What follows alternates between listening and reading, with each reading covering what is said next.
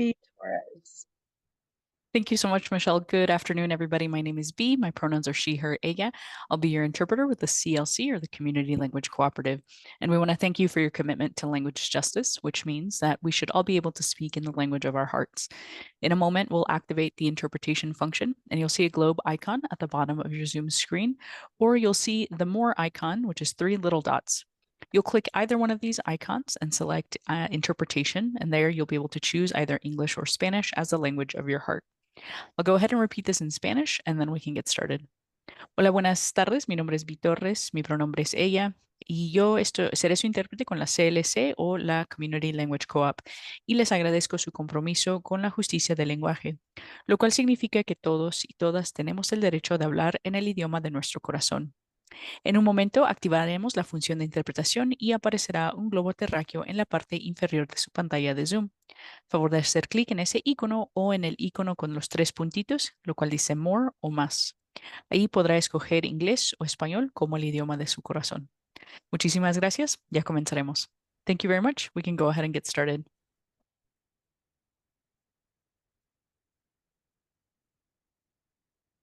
All right, thank you, B. Just a few more housekeeping items. Next slide, please. Zoom has a raise hand function. You can raise your hand by selecting the react button at the bottom of your screen and then select raise hand.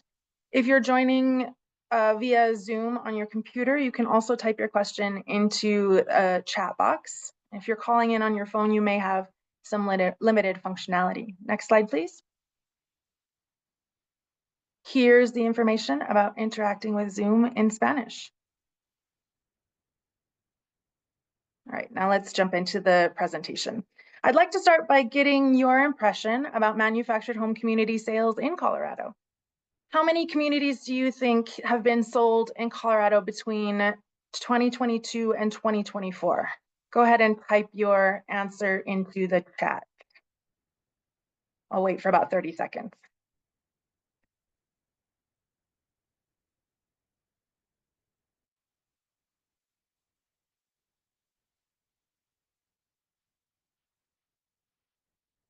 Okay, the correct answer is B. I see a lot of B's there. You can pat yourself on the back if you answered B. There have been about 70 parks sold between 2022 and 2024. So thank you for participating. Next slide, please. Today I'm here with Blair Canis and Joe Zimmerman from the Colorado Poverty Law Project to talk about the Mobile Home Park Oversight Program, or MHPOP, the Mobile Home Park Act in general, and mobile home community sales law, including the homeowner's opportunity to purchase. We'll end by talking about MHPOP's role in park sales, and we'll be sure to leave time for questions afterward.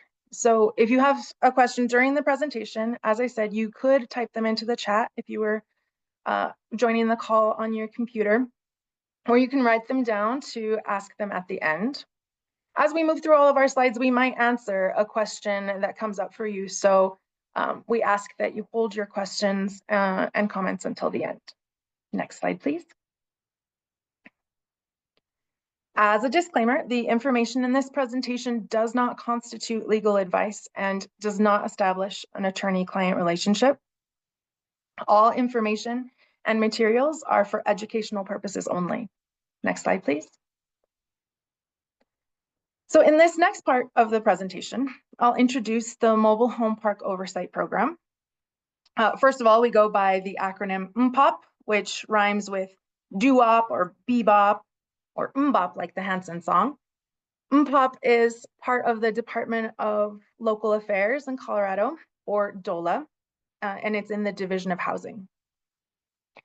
DOLA's mission is to strengthen Colorado communities, and MHPOP supports this mission by focusing on manufactured home communities.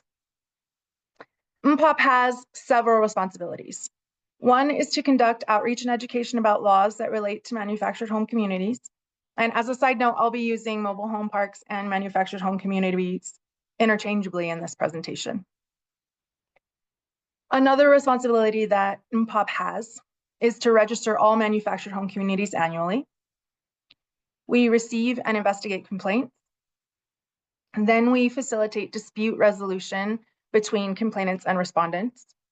And finally, we determine whether or not parties have violated the Mobile Home Park Act and take action to enforce the laws that are related to manufactured home communities. Next slide, please. Oh, this is more about our role. Next slide, please. So manufactured home owners, individuals that rent a manufactured home from a landlord, nonprofit organizations, local governments, and manufactured home community owners or landlords may file complaints for dispute resolution through the Division of Housing or MHPOP. They can do this instead of taking problems to court, which could be expensive. Next slide, please. Now I'll turn it over to Joe Zimmerman and Blair Canis from the Colorado Poverty Law Project, who will talk about the Mobile Home Park Act and a group of homeowners' opportunity to purchase their community. Thank you, Michelle. As she mentioned, my name is Joseph Zimmerman, and I'm here with Blair Canis. We are lawyers with the Colorado Poverty Law Project, which is a pro bono nonprofit organization that represents tenants. And next slide, please.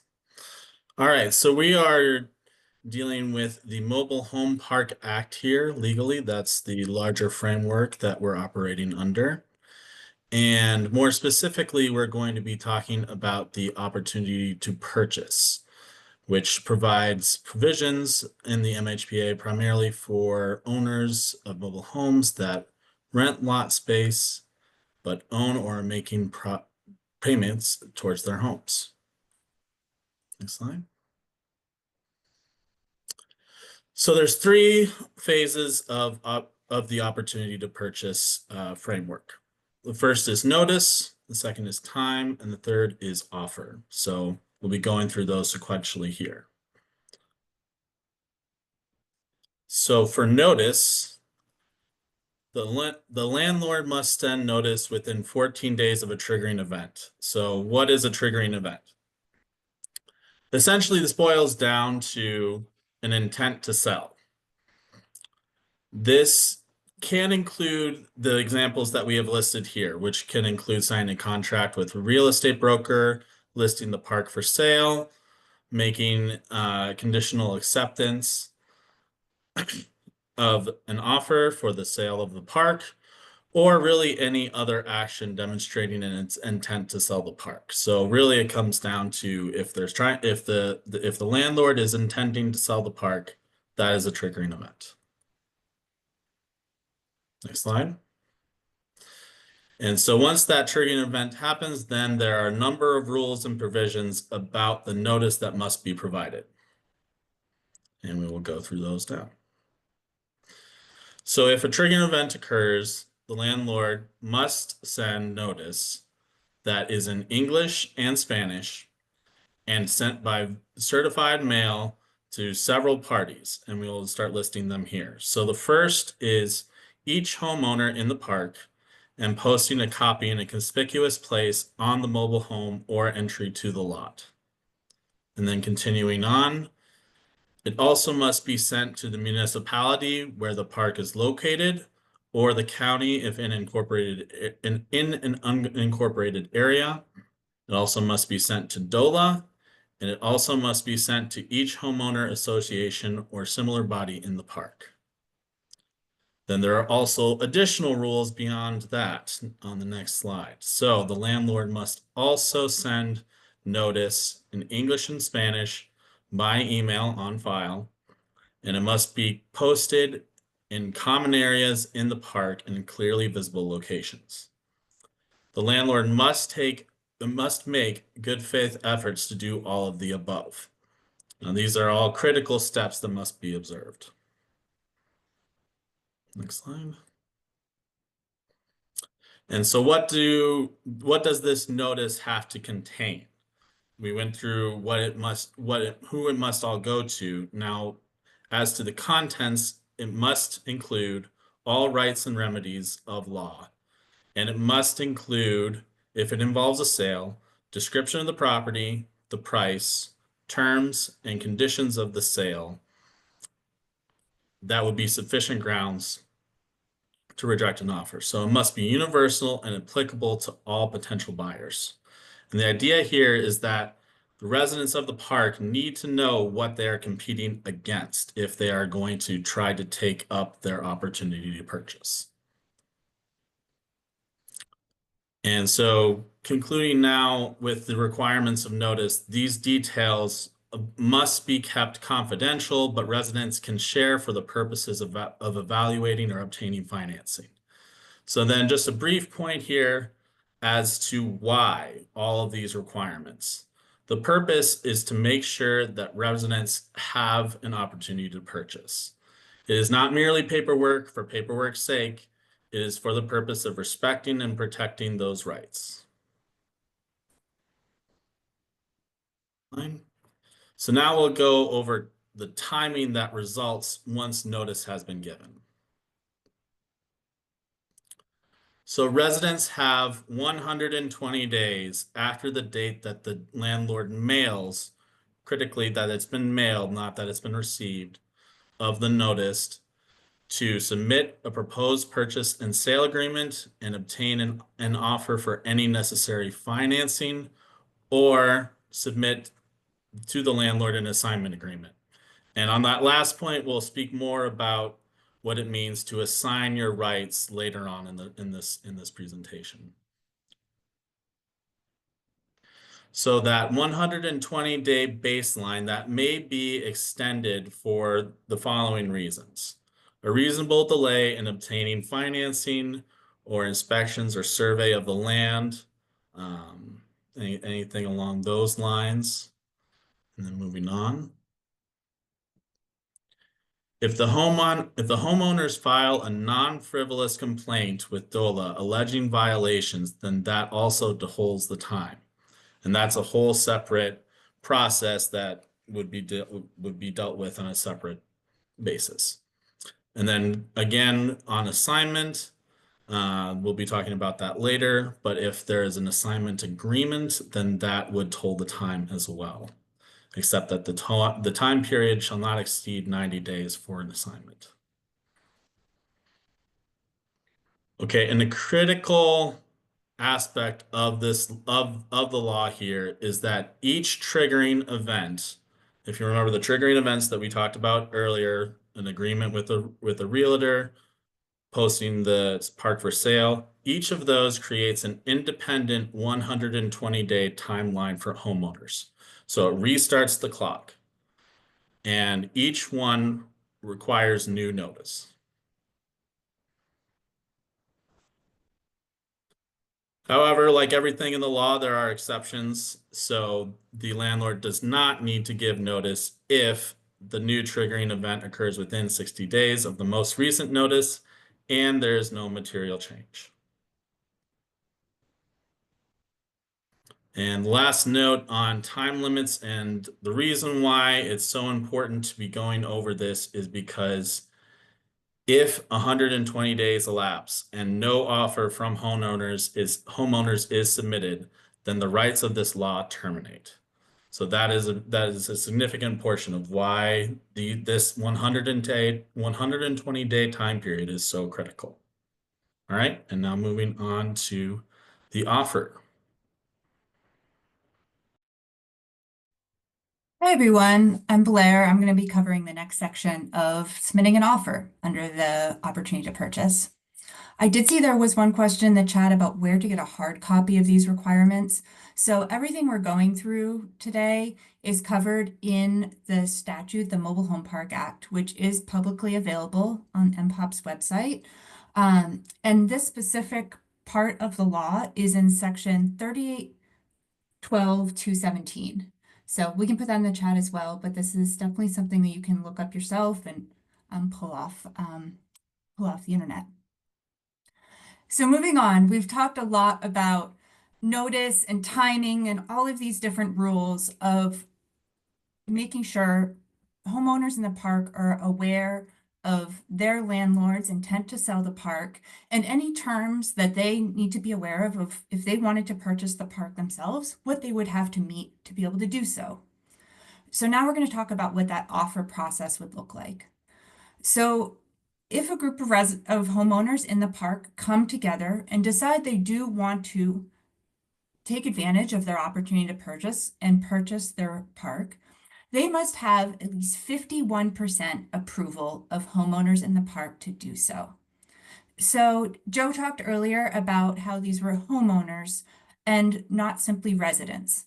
So renters would not count towards this 51% approval threshold that has to be met, but anyone who owns their mobile home, or anyone who's a rent-to-own homeowner as well, you would be counted as a homeowner. So if 51% of homeowners in the park sign on and decide they want to move forward, then they've met the requirement under the law. If requested by the landlord, they have to submit reasonable evidence that they've met this 51% approval threshold. Usually what that would look like is a list in writing of the names of all households that have signed on to purchase the park. Next slide, please. So if the group of residents have submitted an offer, then the landlord has a duty to consider the offer under this part of the law. So what does that look like? It looks like the landlord providing information that would be necessary to help the owners prepare an offer. So that could look like documents or data, etc. Now, if the landlord requested, this is information that the residents would have to keep confidential. They can only use it for the purpose of doing this, but it is an obligation of the landlord to give this information if it would be needed. The landlord also has an obligation to negotiate in good faith with the homeowners who are taking advantage of this law. Now, good faith is a legal standard. Ultimately, that is something that, if ever were to end up in court, that's something a judge would maybe look at and say, what is good faith? But the statute does talk to different aspects of what good faith means. So for purposes of opportunity to purchase, negotiating in good faith includes, but is not limited to, evaluating an offer to purchase from a group of homeowners without consideration of the time period for closing, the type of financing or payment method, or whether the offer is contingent on financing or payment method. And it looks like the landlord providing a written response within 7 calendar days of receiving an offer in which they say that they've either accepted or rejected the offer. And if they're rejecting it, why? So they also have to say if they're rejecting the offer, what terms and conditions must be included in a subsequent offer to be able to be accepted. So as Joe mentioned earlier, the idea of all of these laws is that there's not a goalpost that's moving, that the landlord and the group of homeowners are talking directly about what are the terms that would be required for the landlord to accept that offer, and that this isn't changing without notice or without any type of hide the ball or any tactics like that. Next slide, please.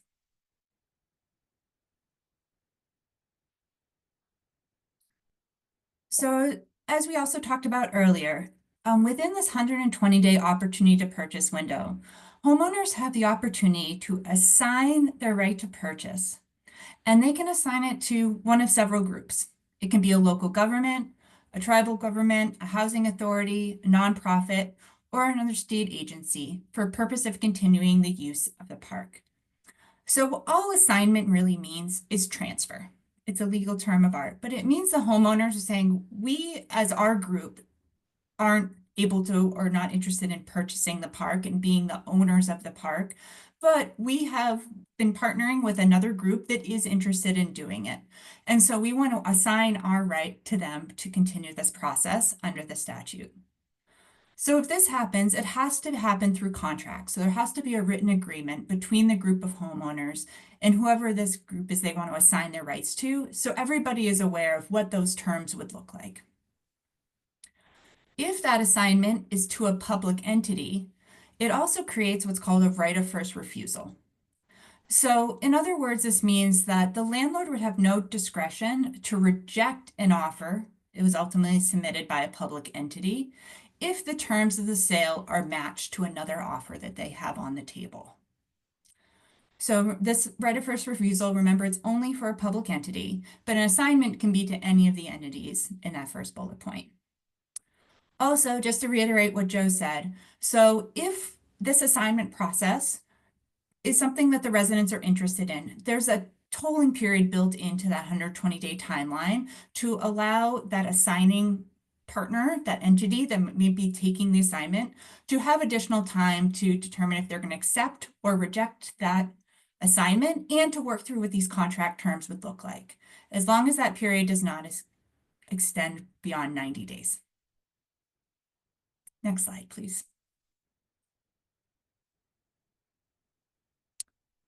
So if through this whole process, the group of homeowners and the landlord are unsuccessful in reaching an agreement, or the homeowners decide they're not going to move forward, and whatever reason it is that they do not go under contract with the landlord and to purchase the park, the landlord has to provide an affidavit of compliance with this part of the Mobile Home Park Act with the following. So with the municipality where the park is located, or the county if it's in an unincorporated area, the Division of Housing, and notably though, they do not have to provide that affidavit back to the residents. But if the residents want to see that affidavit, they can request that as part of a core request.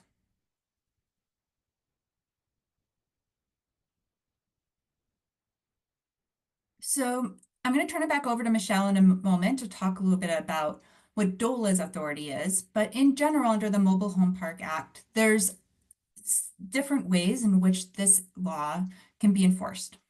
The first is that the title transfer to the mobile home park is considered defective unless the law is complied with. Also, DOLA has investigation enforcement authority. That means they can issue fines or file in court. And the Colorado Attorney General has similar authority. Not only that, but homeowners themselves have a private cause of action. So they could bring a case in court if they believe that this law has not been complied with. And then just lastly, it's not on the slides, but I just wanted to cover, there are some limited exceptions of when this law would not apply. So generally, if the landlord is selling the park or transferring ownership to a family member, or if it's an entity to another legal, business entity that is under the same control as the original owner, those are the type of situations where this would not apply. But really the idea is if the park is changing hands to another third party that is not related in some way to the original owner, all of these requirements would kick in before that park can undergo that sale. So with that, I'm going to turn it back over to Michelle. Thank you very much, Joe and Blair. Okay, next slide, please. When a landlord would like to sell their park, it's a really good idea for them to get in contact with MHPOP so that they can get copies of section 38-12-217 of the Colorado Revised Statutes. So that's the statute that relates to all of these all of this information that the Colorado Poverty Law Project has shared with us. But MHPOP's Administrative Rule 8 also deals with park sales. So by contacting MHPOP, you can get copies of both the sections of the Colorado Revised Statutes and MHPOP's Administrative Rule 8. So DOLA, through the Division of Housing, MHPOP's Park Sale Administrator, and our compliance team oversees required sales notices, required details in a notice, and the 120-day opportunity to purchase period. Landlords can also get a copy of the Division of Housing's Affidavit of Compliance, which they could use as a checklist to help them make sure that they are following sales law. As my colleagues from the Colorado Poverty Law Project mentioned, MHPOP can enforce mobile home community sales law by filing a civil action, imposing a fine on the seller of a manufactured home community, or tolling the 120-day opportunity to purchase period. And remember, tolling means that there is a pause in the time limit. Next slide, please. So again, Colorado Poverty Law Project also mentioned that a group of homeowners or their assignees may file a complaint about the sale process with MHPOP. If MPOP determines that it is a non-frivolous complaint, then the waiting period may be told so that we can investigate. Generally, a complaint will be non-frivolous if it's based on a good faith belief that a violation has occurred, if it's supported by reasonable evidence, and if it's not filed for the purpose of harassment, delay, or improper advantage. Next slide, please. If a seller isn't following the law, MPOP has options for enforcement. As we mentioned, one is to issue a cease and desist order or a written determination and notice of violation, requiring the seller to provide a new corrected sale notice and restart the 120-day homeowner opportunity to purchase period. Another enforcement action is to impose a fine not to exceed 30% of the sale or listing price of the park, whichever is greater. MPOP could also file a civil action for injunctive or other relief in the district court or for the district in which the park is located. Next slide, please. Then, if a seller substantially fails to comply with the law, the Attorney General may get involved to inform the Registrar of Titles that the homeowners with property interests have an adverse claim on the property, which must be recorded on the certificate of title. The Attorney General could also issue an order providing temporary injunctive relief to preserve or revert the ownership. They could also file a civil action to secure and enforce the rights of homeowners under Section 38-12-217 of the Colorado Revised Statutes. But in general, before we get to these enforcement actions, MPOP really tries to build a relationship with a seller to give them information and guide them through the process and prevent any violations of the law. As a homeowner, you can familiarize yourself with the Colorado Revised Statute 38-12-217 and MPOP's Administrative Rule 8 and all the timelines. Pay attention to any notices you receive from your landlord and work with other community members to decide if you'd like to pursue your opportunity to purchase your park. And then if you think that your landlord isn't following sales law, you may file a complaint with MPOP. Next slide, please. So this afternoon, we've given you some background information on the Mobile Home Park Oversight Program and the Mobile Home Park Act and laws about park sales. We've also shared information about how MPOP ensures that sellers follow the law. Next slide, please. As a follow-up to this presentation, the Office of Housing Finance and Sustainability in DOH will have a DOH mobile home park funding presentation on March 12th at 12 p.m. It will be at this same Zoom link. If you have, next slide, please. If you have additional questions about park sales, you can always email MPOP at mhpop@state.co.us, or you can call our toll-free number at 1-833-924-1147. You can contact the Colorado Poverty Law Project at their website, copovertylawproject.org, or you can call 303-532-2641.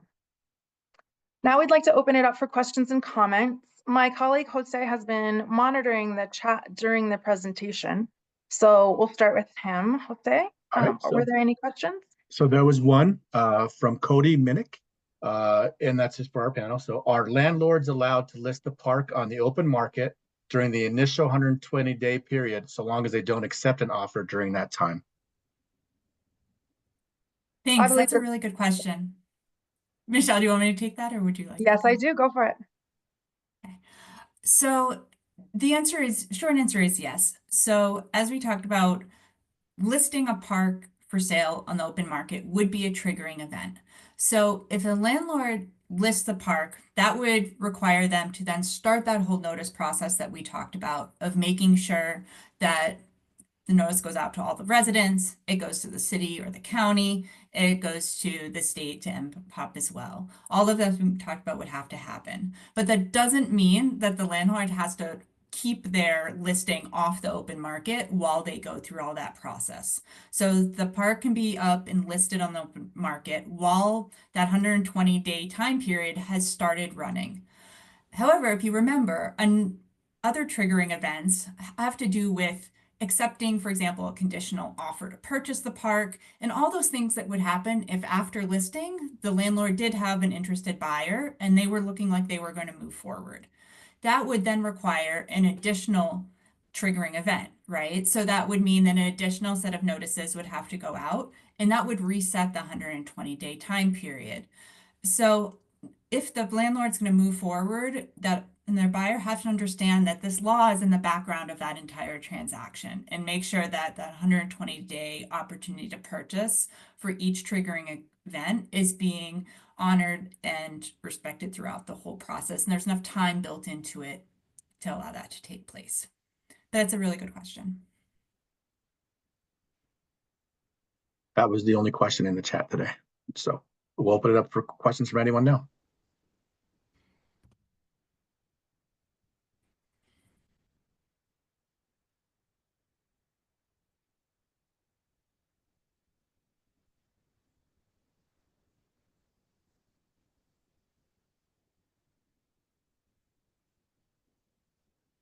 Maybe we need the Jeopardy music in the background.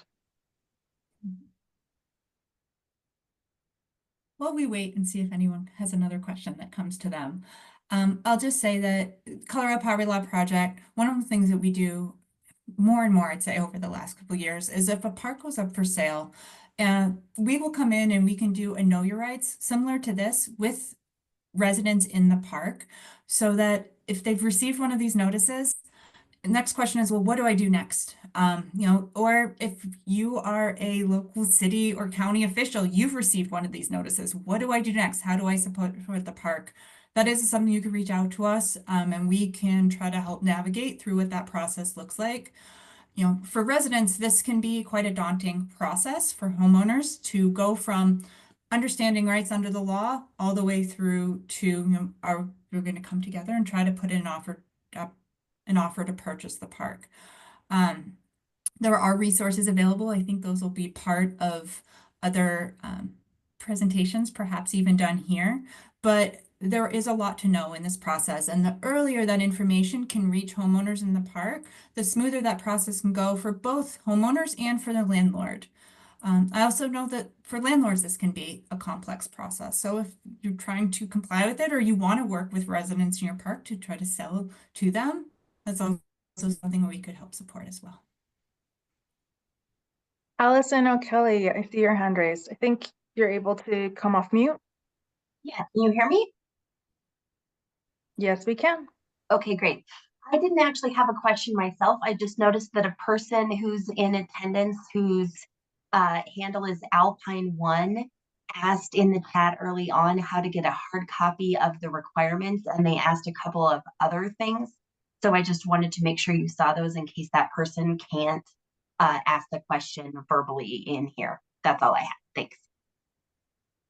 Sure. Thanks, Allison, for flagging that. I responded to that person individually and sent presentation slides, and then I can follow up afterward to make sure that they have a link to the Colorado Revised Statutes and our administrative rule. Oh, thank you. Yes. I saw a hand up from, I believe it was CK, but then the hand went down. So if you'd like to unmute, just let me know. Dan, Hunt asked, have we spoken about assignment of rights? And we did do that. I don't know. Do we want to sort of go back and recap that, Blair or Joe? I'm happy to cover it again for a few minutes. I think this is one of the more complex parts of the opportunity to purchase law. So I think just even what the concept of an assignment is, we talked about that earlier, but it's really just a transfer of your opportunity to purchase rights to someone else. And so maybe instead of going back into the law that I covered earlier, I'll give you an example of how I've seen this play out. So say a group of homeowners receive notice that their park has been listed for sale. They've come together, they've learned about what their rights are, and they've reached that 51% approval, where 51% of them say, yes, I'd be interested in purchasing the park, but they're not sure that they, as a cooperative, want to be the owners of the park long term. You know, it's a big undertaking. It's a long-term commitment. But say the local county or that they're in they've been in contact with the housing authority there. And the housing authority has experience, managing affordable housing in their region. So what this could look like is that group of residents assigning their opportunity to purchase to that housing authority to purchase the park instead. And so if that was to be the case, you'd want to see happen is a contract get written up in place between that resident group and the housing authority that really spells out, okay, if the housing authority were to purchase this park, what's that going to look like for the homeowners that live there? And some of the things that you'd want to see in that written assignment contract are, are there any deed restrictions that might be required for that by the housing authority? Because all the homeowners are going to have to comply with those, long term if they continue to live there. Any restrictions on rent or fee increases, any other conditions that might be required, what type of management agreement would be in place, any changes to park rules that would apply if the entity were to purchase the park, all of those details. And those are all spelled out in the statute, the opportunity to purchase statute, because it's so important to make sure if an assignment happens, both the group of residents and the entity that is taking on the assignment and wants to submit an offer are on the same page of what that's going to look like before everything else happens. So if they do agree on what that assignment, those terms are going to look like, and they decide to move forward. Remember, we talked about tolling. So there's up to 90 days to allow them to decide that housing authority, if they're going to accept or reject that assignment and what those terms look like. Say on day 85, they've decided, yes, we're on agreement. This is what we want it to look like. The housing authority can then move forward and purchase and try to purchase the park and negotiate terms in good faith with the landlord. At the end of the day, it doesn't mean that the group of homeowners would be the owners of the park. The housing authority would be the owners of the park. Because that's a housing authority, it's considered a public entity. So that would also trigger what we talked about with a right of first refusal.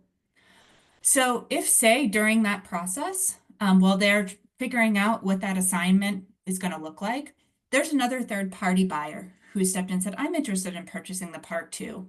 And they've given their price and their terms and conditions to the landlord.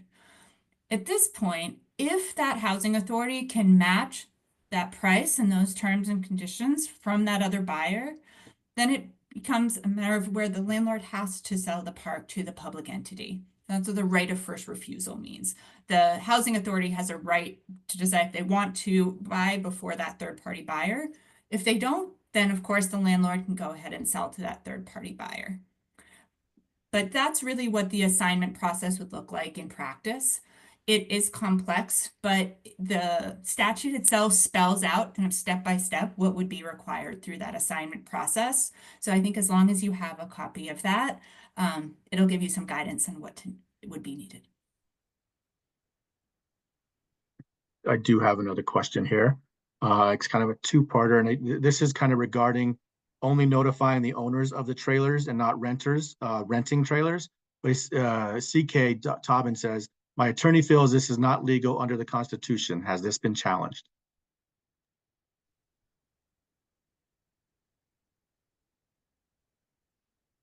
It's kind of confusing. CK, could you, I don't know if you're still there and able to come off. Are you referencing, by this, are you referring to the MHPA in general? Or kind of confused by exactly what your question is getting at here? All right, I've asked CK to come off mute. Maybe we can get some clarification.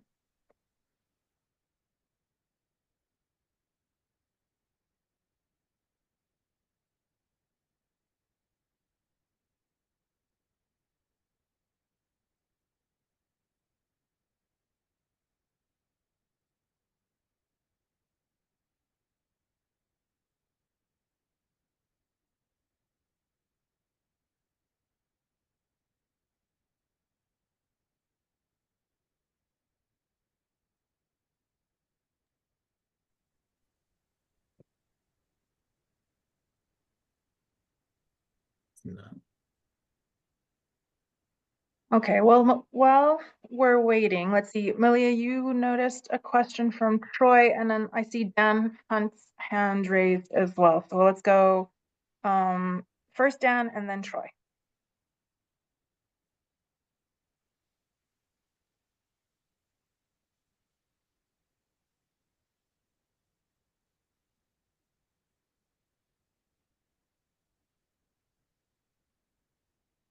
Dan, do you want to jump in with your question? Sorry, I was on mute. Can you hear me now? Yes. Yes. Okay. What happens when there's a no resident community group or association and an entity, a public entity, wishes to take over the park? I mean, how would that happen? Because if there's rentals, either mobile homes or housing or other things in there, how do you count the 51%? So if, for example, you had a park that didn't have any homeowners in it, then at least what my read is that the opportunity to purchase law would not apply. So the opportunity to purchase laws are all about requirements of notice and giving the opportunity for homeowners to purchase the park. If there's only renters in the park, then there would be no provisions here that would apply. It doesn't mean the public entity couldn't step in and, try to negotiate with the landlord and purchase the park. It would just be outside of the requirements of Section 217 of the Mobile Home Park Act. Thank you. All right, let's move to Troy, and then we'll circle back to PK's question. He added some more detail. So Troy's question was, is it fair to characterize the big picture here that a problem park is faced with a sale process or compliance to state standards in the end?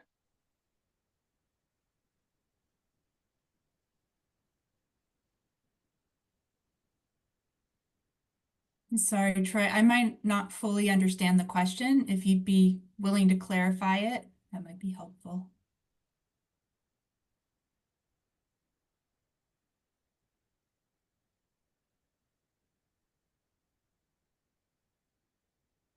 Okay, can you hear me? Yes. Yes.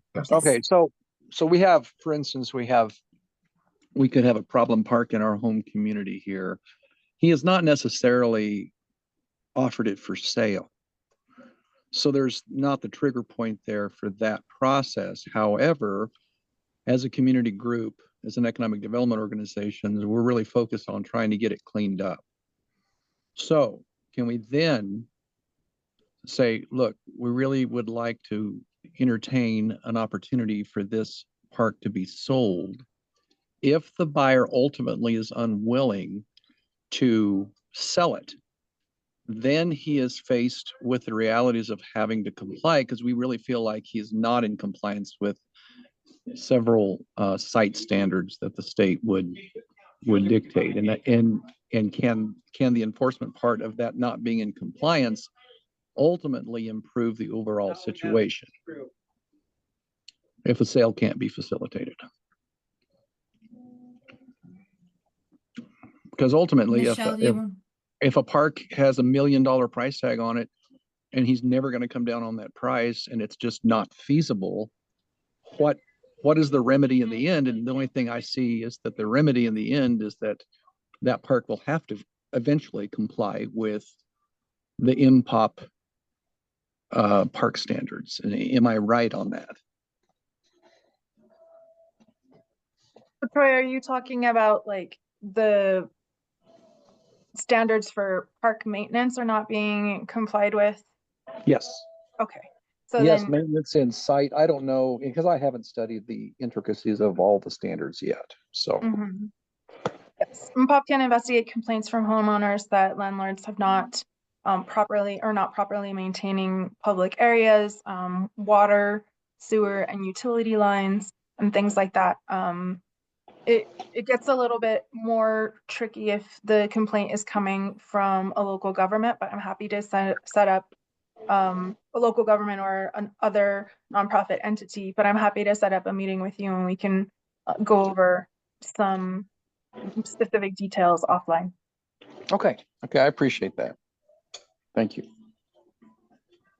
Yeah, I was just going to say, you know, we've only covered one part of the Mobile Home Park Act here today, but it's a really extensive statute and includes a lot of landlord obligations, you know, around maintenance in the park and other things. And so those are all independent obligations that have nothing to do with whether the park is up for sale or not. And so those are separate obligations a landlord would have to comply with. And Michelle can talk through what that process would look like with MPOP if the residents believe that their Yeah. landlord's not meeting Yeah, their legal requirements. I'm trying to be a big picture guy and not get into the questions on assignment and things. Those are logistics. To me, the big picture is how do we deploy the process to try to clean up a park? So thank you. And generally speaking, that's I mean there's overlap, but that's generally speaking a kind of a separate track than the opportunity to purchase. So I mean like there is some overlap. I think I mentioned like a violation complaint might delay the opportunity to purchase process, but generally speaking, those are not completely separate, but I mean they're generally dealing with two separate issues. Okay, thank you.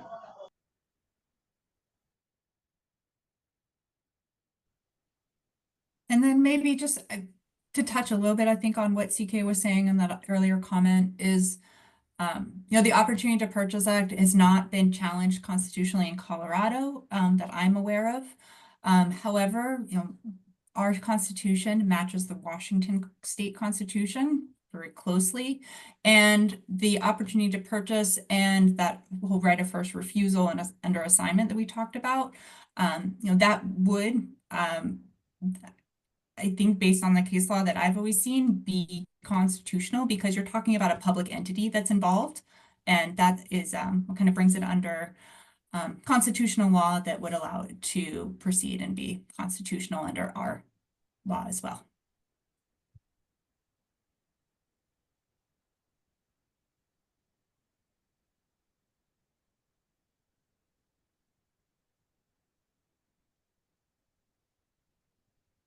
All right, what other questions do we have? Should we speak to the also the question about owners of trailers versus renters of trailers? I think that's a valid question.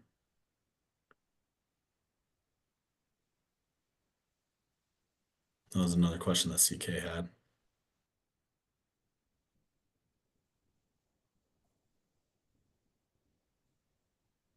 Sorry, are you asking me or Blair to speak?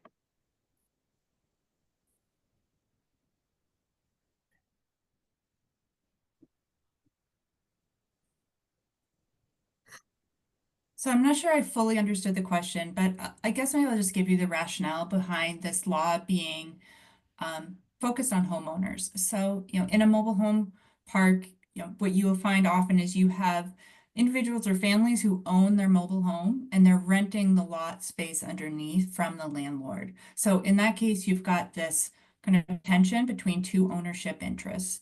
And the Mobile Home Park Act provides additional protections for homeowners beyond those that are renting in recognition of that ownership that they have of their home that's sitting on the lot. And so the idea here is that to provide the notice and this opportunity to purchase for homeowners, because it would allow them to also then as a group come together and also purchase the land under the home that they own.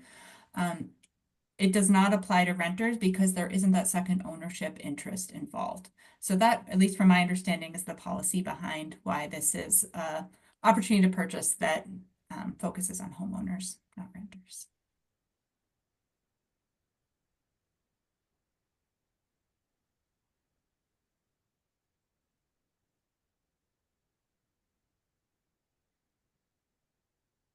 Okay, CK, hopefully that resolves your questions. Anyone else? Oh, there's one more. If the park owns trailers and rents them, they don't have to give the 120 That's day correct. opportunity purchase. Yeah, that's correct. There are still other protections, but generally kind of outside of the MHPA and what we talked about today.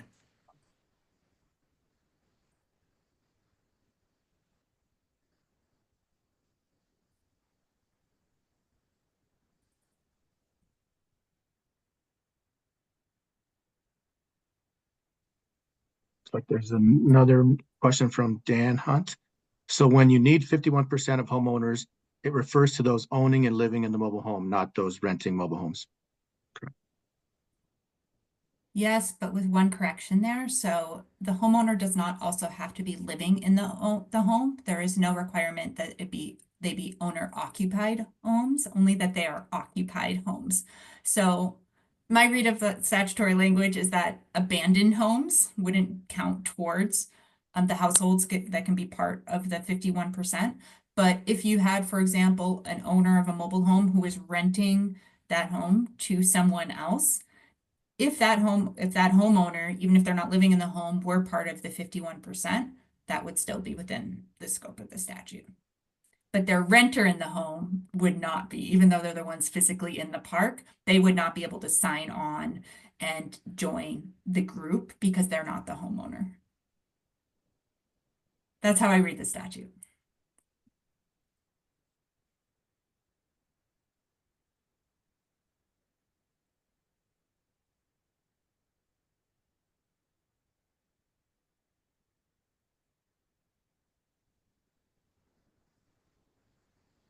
Okay, from Ben Moore. Can you talk a little bit about how the right of first refusal or a public entity might differ, if at all, from the rights a resident group might have as they would negotiate that ensures the owner negotiates in good faith?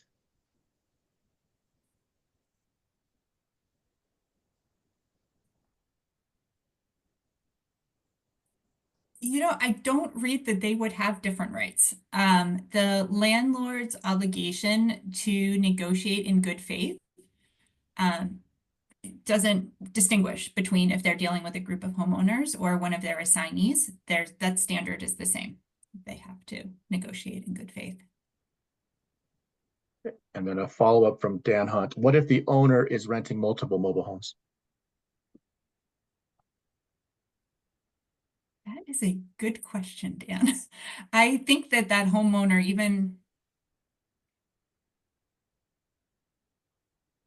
I might need to get back to you on that. I might need to think about that. If they can vote more than once, I would say just conservatively no, that they can only vote once. But if they're the homeowner of each home, each of those homes would get a vote.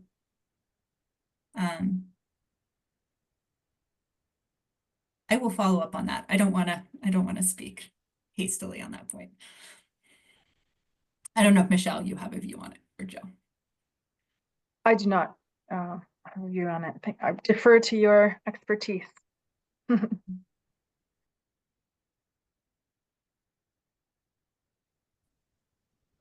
From Malia Garcia. Would a special limited partner with the housing authority count as a public entity? So what a public entity is defined under constitutional case law. So I think that would be something for the attorney for the housing authority to look into. I'm not very familiar with what a special limited partner is. But there is strong case law in Colorado around what a public entity is that I know includes housing authorities. It would just matter how it applies to their partners.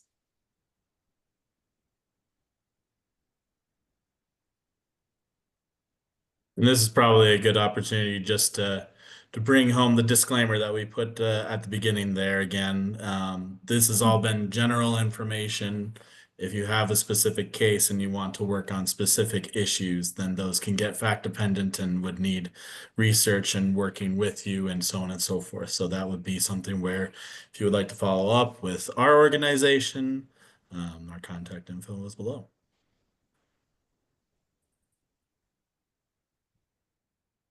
We have about 5 more minutes to address any additional questions. Otherwise, I really enjoyed seeing some names that I recognize, and I really appreciate you all coming out for our presentation. Just as another plug, we have a follow-up on funding sources coming up on March 12th at this same Zoom link. What other questions do you have for us?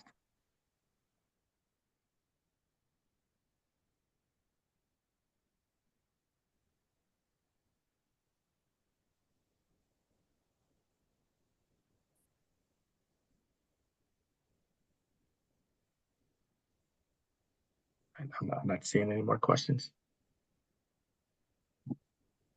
All right, well, I'll stick around.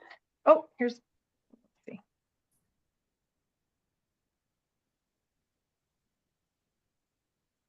Oh, you're welcome, Samantha. Okay, so I'll stick around for the next 3 minutes if there's anyone that wants to use that time. Otherwise, once again, thank you all. Thanks everyone for joining. Thank you.